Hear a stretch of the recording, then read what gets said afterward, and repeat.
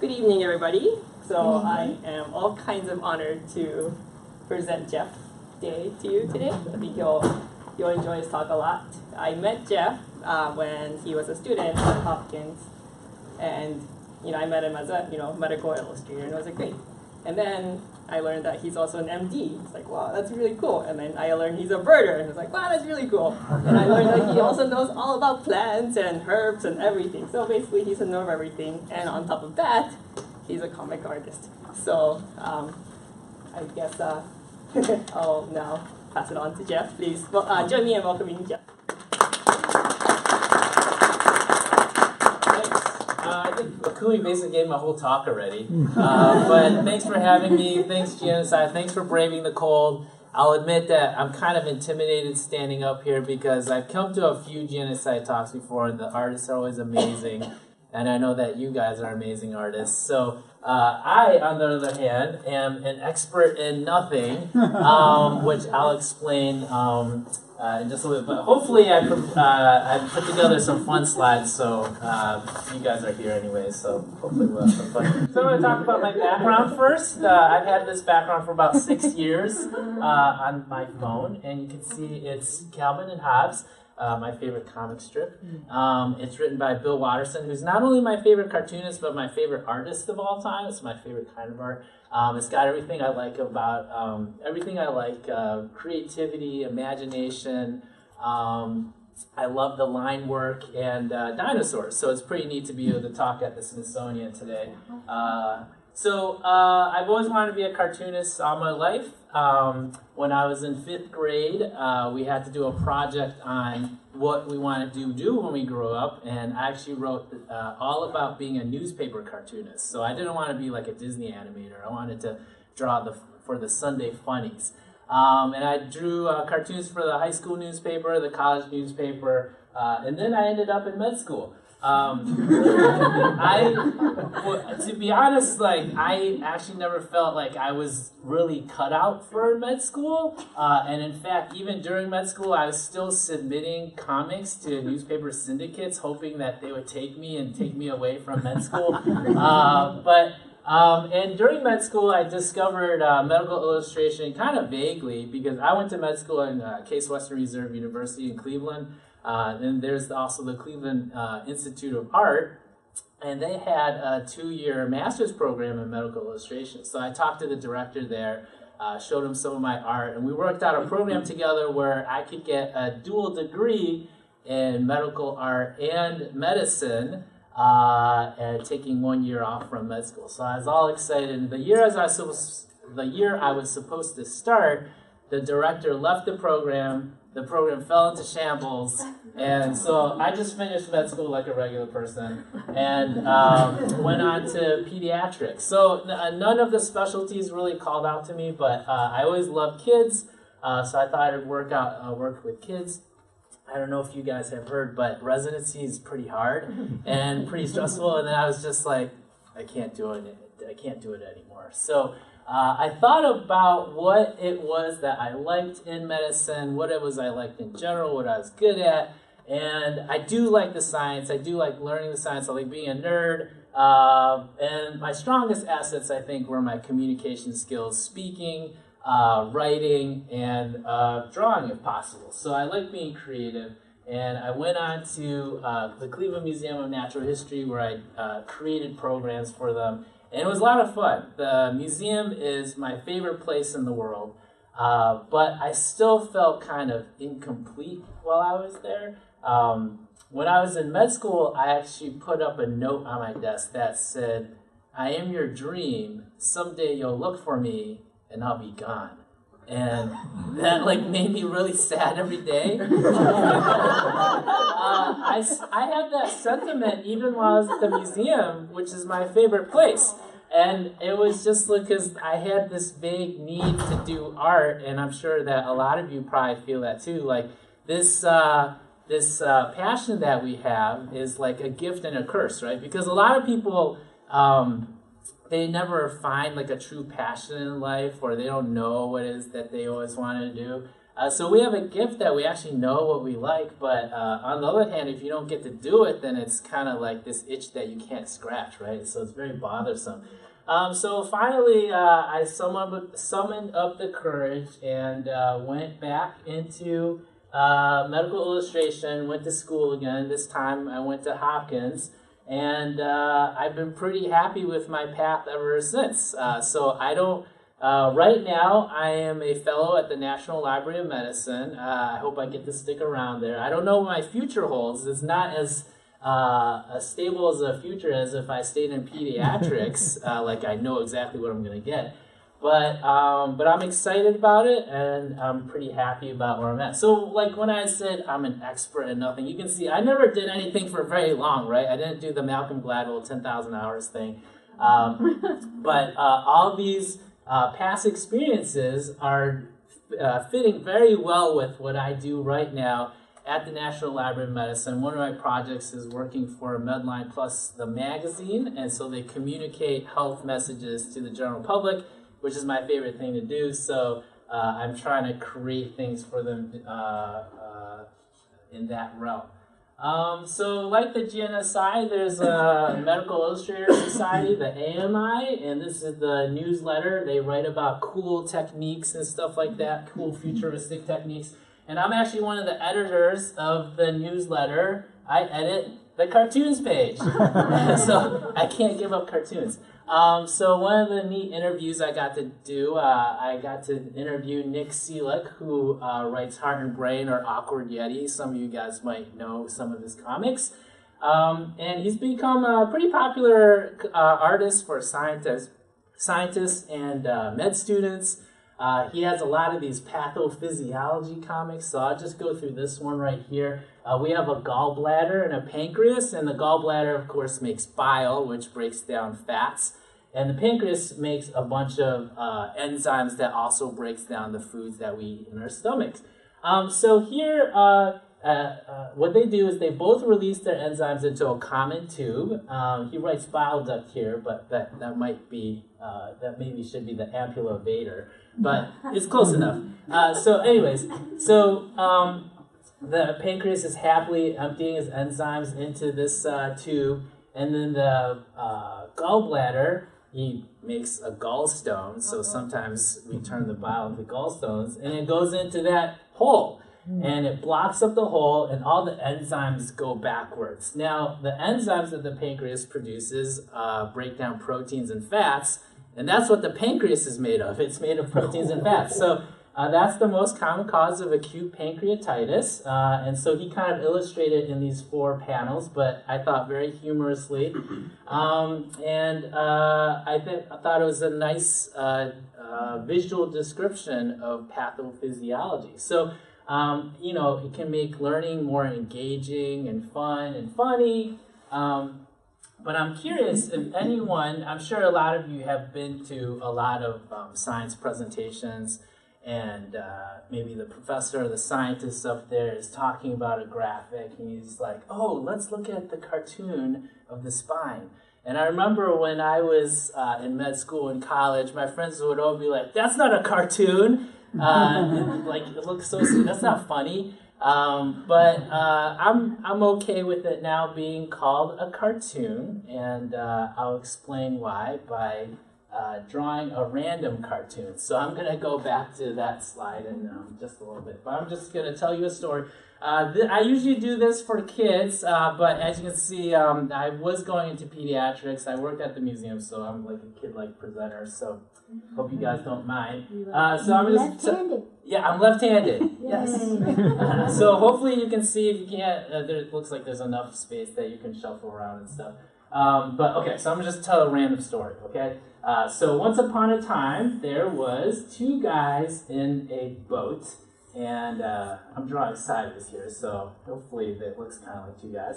And they have been stranded at sea for several days, so they're pretty unhappy. But suddenly, the first guy, he is ecstatic because he notices that they've found land. So they found an island, and he's, oh man, we are saved. we are going to go on this island. And not only is it an island, but there's some plants on there, right? So there's going to be some trees, which I'm drawing here. And these trees, as you can probably guess, are going to be palm trees. And they have some coconuts on there. So he's pretty pumped about that because he's like, oh, finally, we have things to eat. We have something to drink. We don't have to drink our own urine anymore. Or what it is. You don't want to do that, by the way, if you are in a stranded situation. So we got these palm trees. I'm drawing these leaves kind of weird upside down. But anyways, I'm sideways. I can't see what I'm doing. So he's on this, he sees these trees have produced these coconuts. And not only that, but some of the coconuts have fallen onto the ground. So he's extra happy about that because he's like, whoa, we don't even have to climb the tree. We can just get the coconut from the ground. We have something to eat. We can have something to drink. Pretty excited about that. Get some sand in there. Now, the second guy, he is very happy because he notices that some of the leaves have fallen on the ground. He's like, finally, I don't have to sleep on this rickety boat anymore. I can make myself a little bed. It's going to be so comfortable. Maybe we can build some shelter. We don't have to, face the rain and the storms at sea anymore. And he's very happy. And as they're about to get off the boat, suddenly they realize, oh no, this island is not all that it was cracked up to be. It is actually a terrible island. Can anyone see what is terrible about the island? I hear chuckles, so I'm guessing. Yeah, okay, so I saw the signal for flip it around, yeah. So if we flip the island around, we can see it's a giant bird monster island. So that was loosely tying into cartoons in that we can use cartoons to tell stories. We use cartoons to simplify how things look. And we have a lot of control with our cartoons, depending on, with our brevity of lines, we can change the meaning of what we are trying to draw. So we have a lot of power as storytellers. Now, basically, that's also what illustration is. So I would argue that most of illustration are all cartoons, because we don't get all the details, but we get however much we think is appropriate. Now, in medical illustration, a lot of people always ask, well, why don't you just take a photograph? And we argue, as you guys may feel the same, that illustration is important because it's the better teaching tool, right? So you get to highlight things, you get to take away the noise that may distract. So just telling the story of this illustration real quick. The baby is angled so that you see the head first. These are the ventricles of the brain. They make cerebral spinal fluid, and it surrounds the brain. It also goes down and surrounds the spinal cord. So if you are doing a lumbar puncture, you will take a needle and stick it into the area where the spinal cord is, not hitting the spinal cord, and you can take some of the fluid out, and that will give you clues about what's going on in the brain. So if a baby has meningitis, then you do a lumbar puncture. So I was not the greatest of pediatricians, but I did get really good at doing lumbar punctures. So this is an illustration here of the lumbar puncture needle going. You can see which layers it is going through in order to get to that fluid. And so you can see that we've picked and chosen our details, right? We don't have totally realistic colors. We have representative colors. We have a kind of an exploded open view so that you can see the layers better. I apologize, that's a little bit fuzzy on the screen. And we've taken away some of the extraneous details like the muscles, which would make everything harder to see. So this is just a graphic, a cartoon, if you will, that helps you better understand what the layers are that you're going through if you are doing an LP or a lumbar puncture. So I'm going to go over some of the drawings that I did while at Hopkins. This is one of our first illustrations we had to do. which is a little procedural graphic, maybe one that you could put in your pocket. And this one is done in Adobe Illustrator. For those of you who don't know, it's a vector drawing program. So you draw these points and it figures out the curve in between the points via formula, so you can expand it as big as you want and it won't pixelate. So I had an easier time, I felt, than a lot of my co-fellow students because it's an illustration heavily based on line. And I had been thinking about line all my life as a cartoonist, and you have the thick and your thin lines, and you have a bolder, thicker outline for the outside of the glove to make it pop out more. The story is what the hands are doing. The foot is kind of in the background, so it's got a little thinner, lighter lines. So, and then you have these little expressive lines on the inside, but they aren't distracting from the main form of the figure. And regarding storytelling, I was also pretty happy that I got to talk about the natural history of this guinea worm. Even though this card is meant to be how you extract, how you take the guinea worm out, I did a natural history of the guinea worm without using any words. So you can see that he's drinking this contaminated water, and there's larvae inside these little things. And it goes into the intestines. Eventually, they work their way to the foot, and the adult will pop out. So interestingly, when the adult is trying to work its way out of the leg, it feels really uncomfortable. And people will try to find comfort by going into the water. And once you go into the water, the adult will stick its body out and shoot out thousands of larvae to be eaten by these guys, which again contaminates the water. I saw a few faces. It was my goal to draw something gross for my first project, even though it's kind of just like a spaghetti noodle. It wasn't the grossest thing I could have drawn. But thankfully, this problem has been largely eradicated from the world thanks to clean drinking water and education. So it was a public health success story, actually. All right, let's look at some more cartoons. These are from Inktober. So one of my classmates during October, she got a bunch of us to do critter crosses. So she would give us all 2 animals, and we had to combine them somehow using ink. If anybody's familiar with Calvin Hobbes and Bill Watterson, you'll notice that this is a very similar style. I just love his lines so much. So I was is that Susie? It looks like Susie Durkins, doesn't it? Yeah, I didn't need to draw Susie Durkins, but that's just what happens. Yeah, so it's a big influence on my life. So yeah, that's good noticing. Yeah, that's an opossum crossed with a Komodo dragon. There's an aardvark and a vulture. I also critter crossed the prey there. And here's a gharial, which is a type of crocodile, and a stoat, which is kind of like a Weasley thing. We learned how to do pen and ink at Hopkins. I was like, oh man, I'm gonna rock pen and ink. Like I've been inking things all my life.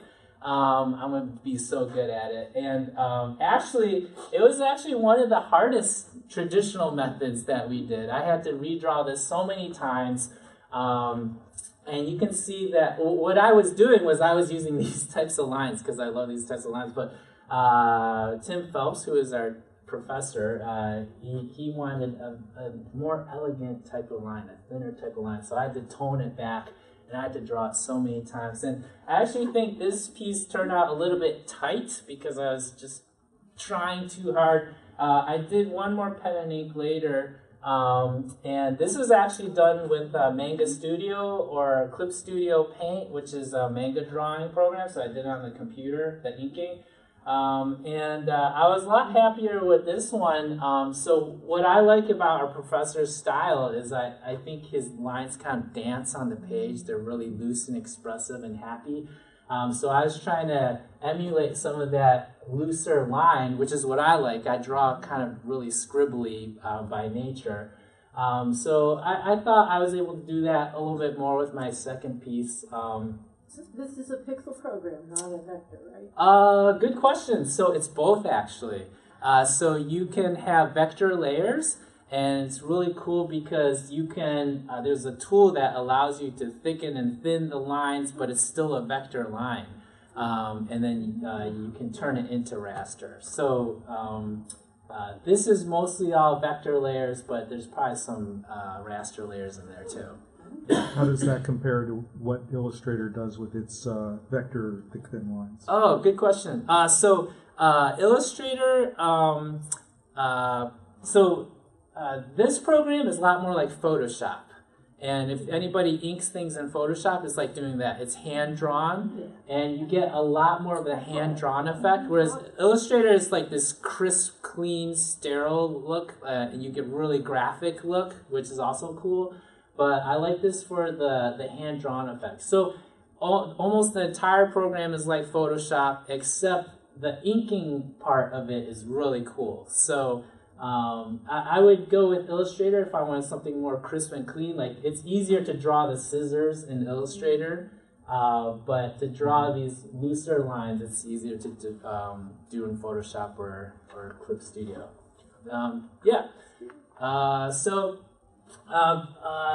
Again, the center of focus, you can see there's more contrast, there's a lot more line work going on, maybe some thicker lines and some looser stray lines on the sides. You guys are probably all pros, so I don't know if you need these tips. But and then there's also, I tried to break the line a lot, so instead of drawing a straight line up, it's a little fuzzy here, but these are all broken lines, and I have a broken line here, so just a little visual interest in the pen and ink.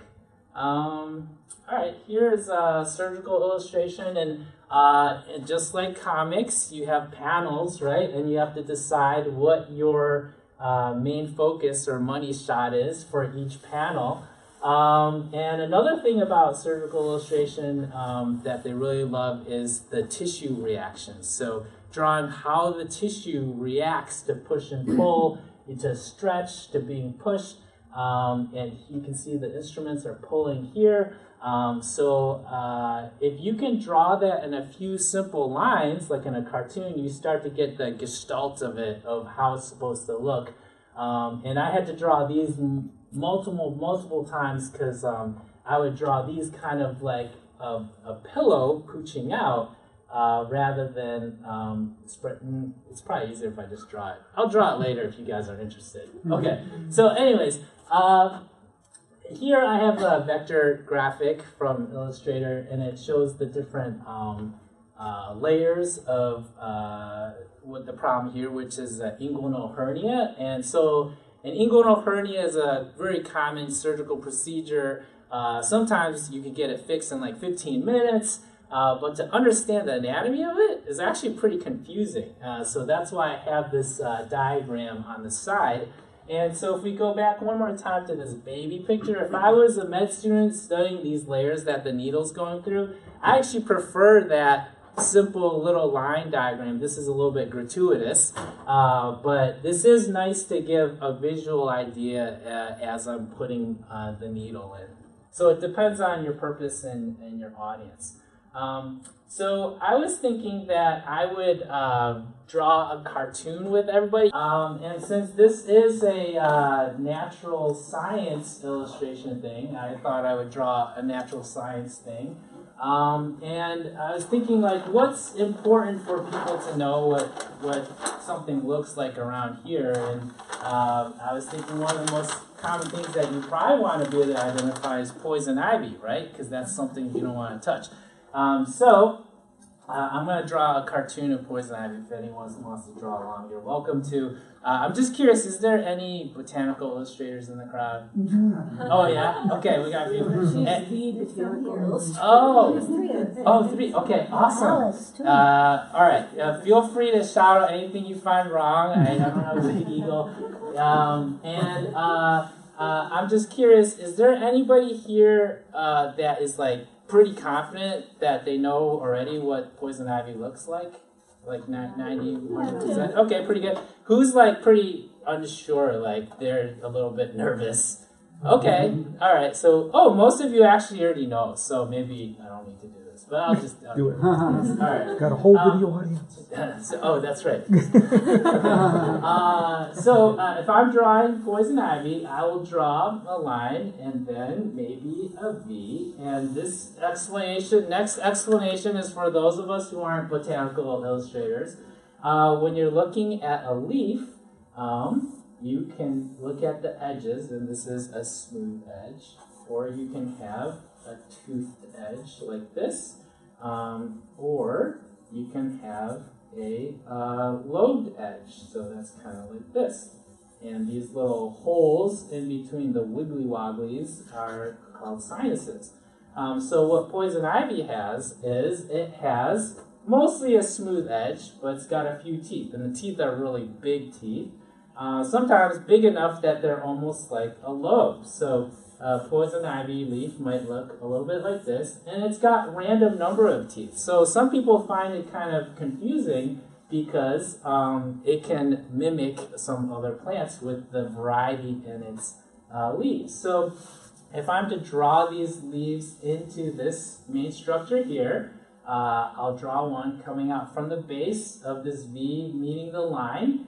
And I'll draw maybe 1 or 2 teeth on this side, maybe 1 here. And you can draw, 5, 6, 7 teeth, 0 if you want. And then the last one I'm going to draw similar to these, except I'm not going to meet it at the base. I'm going to have it jutting out a little bit. All right, so there's my poison ivy leaf, and those of you who aren't familiar with poison ivy, that's a compound leaf. So this entire structure is like one single leaf, kind of like if you had a lobed leaf so loby that it divided into multiple little leaflets. So you might have heard the phrase, leaves of 3 leave it be. All right, so it sounds like a lot. Most of you guys already know what poison ivy looks like, but I decided to put on a quiz anyways. These are all pictures that I've taken while walking around. Actually, these are all from Maryland too, or the DC area.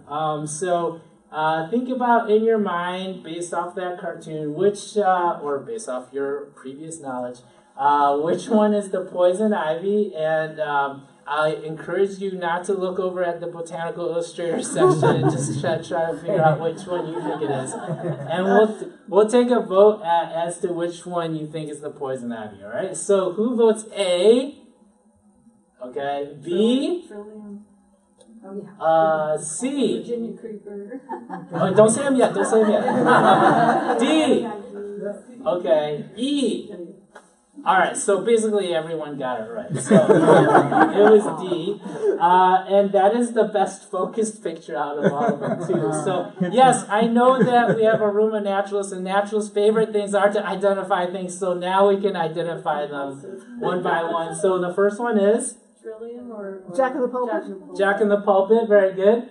Very unclear here is the Jack in the Pulpit flower, which looks a little bit like a tube. And you can see that these 3 leaves, they all come from the same little base area, not separated like that leaf is. This one is? It's 5 leaves, Virginia creeper. Virginia creeper, good. It's very commonly confused with poison ivy. It grows up a tree similarly to poison ivy. You can see it has 5 leaflets here. The young leaves do come out with 3 leaflets, so sometimes it can be kind of confusing. This one might be the most challenging. Walnut or hickory or something like that? It is a tree, so that's good. Any other guesses? This is the closest. This is to me, the thing that can be the most easily confused with poison ivy. It also has leaves of 3. This is not the best picture. Is it part of a vine? Is it a branch? No, this is an actual tree. Oh. So it does have leaves of 3, and it can sometimes look just like this. So when it's growing like really little, sometimes I can't. Box elder? It is box elder. Very good. Yeah, it's a box elder tree. So when it's on the ground growing like this, sometimes I can't tell this from a box elder. And if you got an old poison ivy, it oftentimes looks like this. Yeah, Yeah, it's got really strong, it looks just like a tree, so it's very confusing. So if you're not sure, you'll want to look towards the base of the tree, see if there's like viney things growing off of it. And that'll give you a clue. Some other clues are poison ivy. They make berries, these green-white berries. Box elder is actually a type of maple trees. And a maple tree seed looks like the helicopter, the whole helicopter swivelly thing. So that's another clue for box elder. And I don't know if you guys can tell what this last one is. It's like a Raspberry. raspberry. Is it a rubus or something? Yeah, so that's about as far as I can get is some sort of berry bush. Yeah, in the rose family. But it can be confusing too. I mean, not for you guys, but it also looks like it has leaves of 3, and you can see these teeth. These teeth are a lot more even than the poison ivy leaf, though. So, all right, good. I was going to credit the 100% accuracy due to my cartoon, but I think a lot of you guys are all right, so that wasn't totally random because I did write a book called Don't Touch That. So poison ivy is like the #1 thing you don't want to touch. In med school, we all had to do a research project, and like I said, I was already looking for escape routes, and I knew that I wasn't like creative as a scientist, so I was like, can I try writing a book?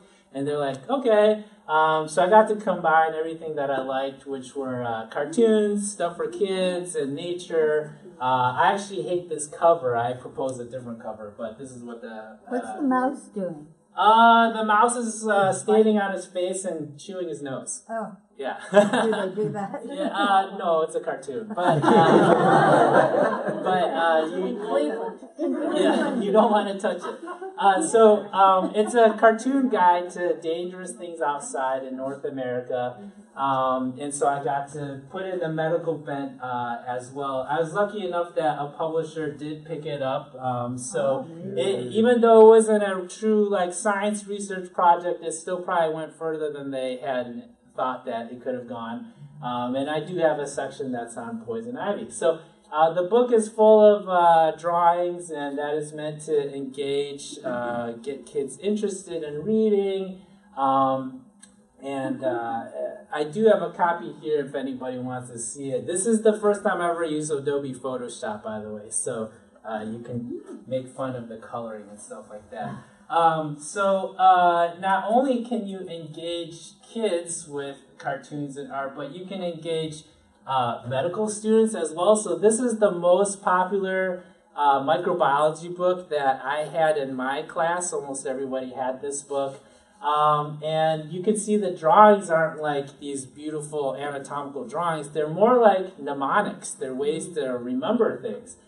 So this is salmonella. It's swimming through the bloodstream, and it can go to your bones, lungs, and brain.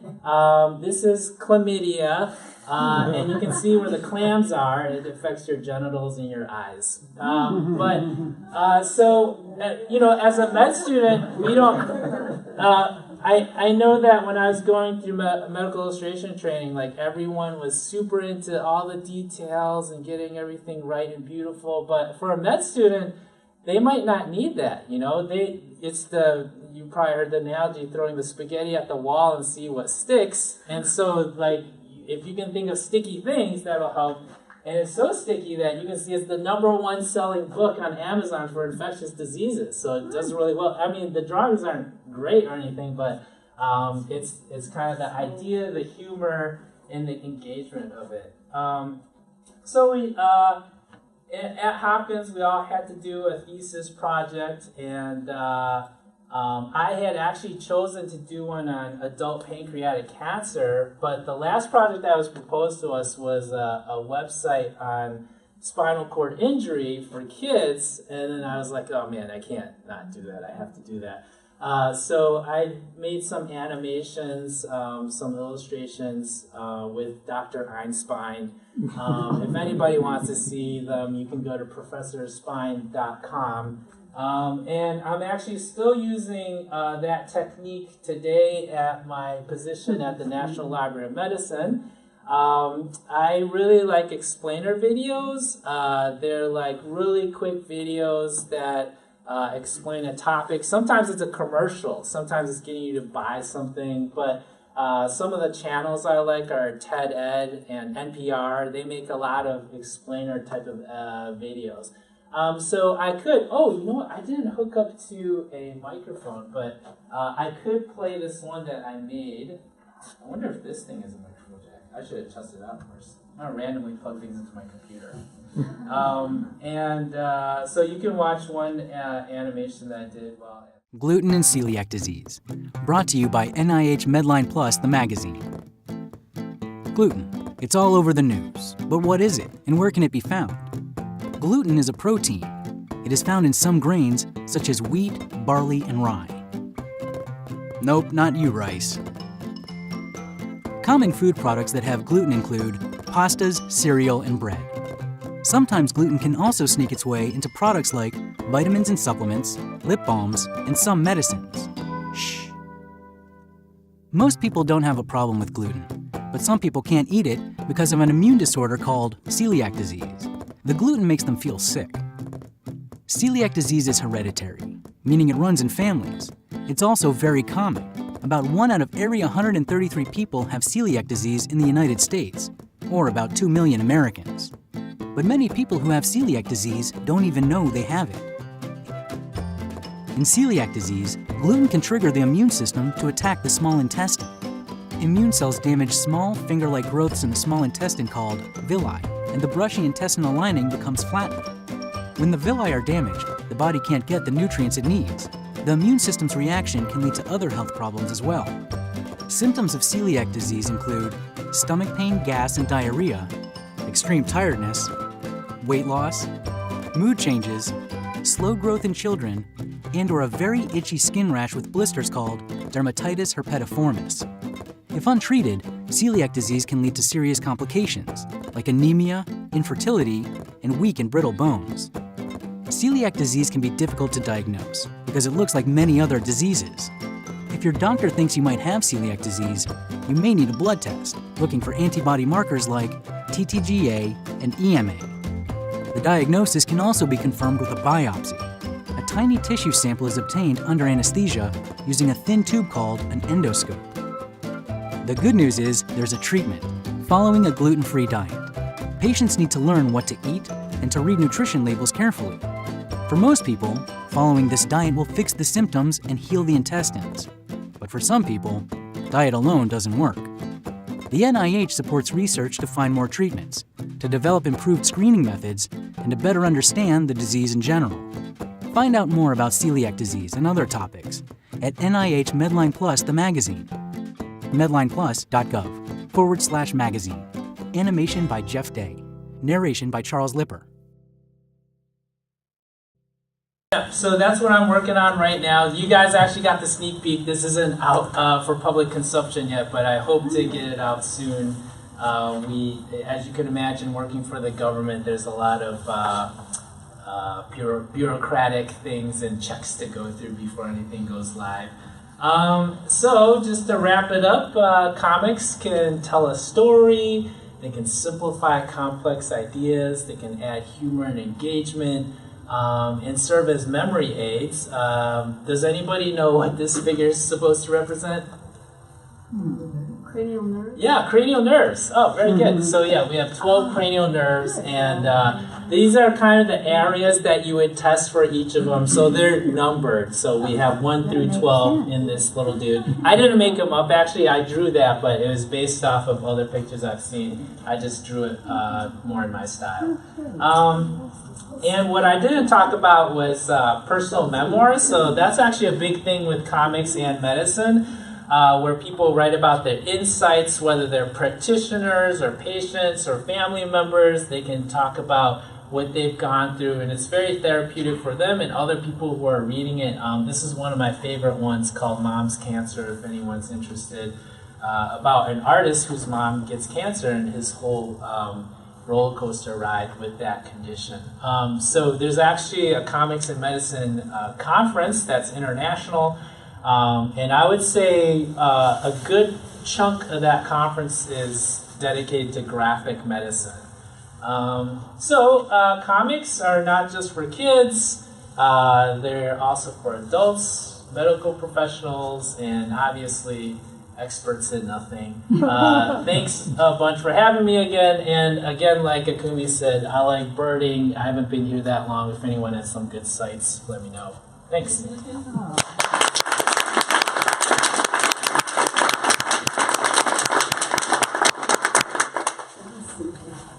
Yeah. We'll start with the last first. Okay. The canal towpath. Yeah. Have you found it yet? I've been on parts of it. There are more songbirds per mile there than just about anywhere. Okay. And you'll see all kinds of birds there. What part of the towpath? Any part. Any But part. the further out you go, you're going to see the larger birds, like the great blue heron and the vultures. I saw some black vultures recently, and cormorants in Widewater. So there's a lot of parking at Old Angler Inn. You can go there, and if that's filled up, go up to Great Falls and walk back down, because that's a very good area. Awesome, thank you. Yeah, where I'm from in Cleveland, we have a Cuyahoga National Park, which also has a towpath trail that's pretty rich for birds, and this is probably very boring for all the non-birders. The earlier you go, of course, the better, because it's very popular, and there are lots of pedestrian traffic on the towpath, so the birds won't show up as much. Cool, thanks. Awesome. This is a finch? It looks like it's a female. Oh wait, did people want to guess what it was? You can judge how good I drew this bird. Actually, this is a difficult one just based on this picture because it's a female, and it's a female version of something that is a lot more showy. This is a rose-breasted grosbeak. Oh my God. Yeah. It's kind of hard. Oh, not the bird. Yeah, but it's got the big fat beak, the eyebrow. Thank you. Wonderful. Yeah, Daisy. For the animation, what programs did you use, and how did you come up with like those shape-in symbols, or like I don't know, like things for like what you're gonna represent with gluten, or like for just like molecular level things or proteins? Like how do you come up with those ideas? That's a good question. I use Adobe After Effects. Most of the illustrations were done in Illustrator. Some of them were done in Photoshop or Manga Studio. So the part where the intestines come out, I drew that in Manga Studio. And I had repurposed some of it for some other interactives that I did. So I kind of mishmashed it a little bit. And I was also trying to work fast. So I just kind of blocked in shapes, as you could see. Admittedly, I didn't put a lot of thought into the shapes like the gluten character or anything like that. I just kind of drew a blob. He's a cute kid. Yeah. Just trying to draw a cute blob. That's what I tried to do. Yeah. You've mentioned so many programs. Yeah.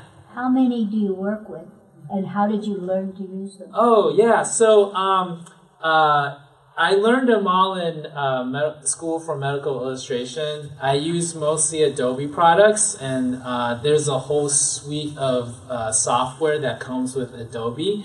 Other popular programs that medical illustrators use are 3D modeling or animation programs. So I also delved into that a little bit during school as well. Before I went to school, I almost didn't use the computer at all. I used Photoshop for the first time in the book that I had written. And so it was very eye-opening for me. And it was interesting also to me because some of the other students have been using computers more throughout their lives. And so I felt like the old guy who they're asking these complex questions, and I was like, I can't even turn on my computer.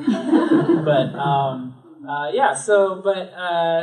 it's a steep learning curve and it allows you to do a lot of things.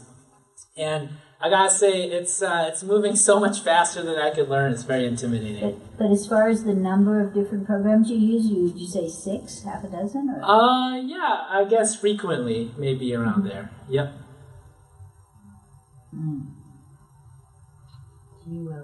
Yeah. So, you said you used After Effects for the animation.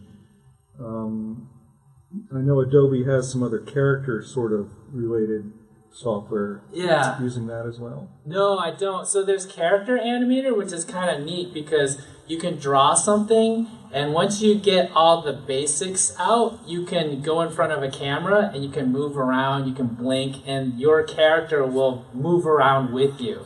And so they use that program actually on, I saw it recently on Stephen Colbert, where they had a cartoon character and it was responding to Stephen Colbert, and that's how they made it. They made it right on that Adobe program. And it's not, it takes a little work to build your character, but once you have it built, it's not that hard. I don't use it a lot because one, it does take a long time to build the character, and number two, the movement is just, it's hard to get the timing down for some of the other movements like the arms and things like that. But that is one strategy you could do. Like if you're the narrator, you could narrate as a character and he'll move his mouth with your narration. So it could be a useful strategy. I haven't used it yet. Yeah. Do you find it difficult to move between the different styles? I mean, you have here a very traditional, shaded style, and then you go to your cartoon style. Can you just pop between? Is it like speaking a different language to you? So I most naturally draw in cartoons, and that's why even though I went to medical illustration where we drew very, very detail-oriented things, I keep coming back to the cartoons.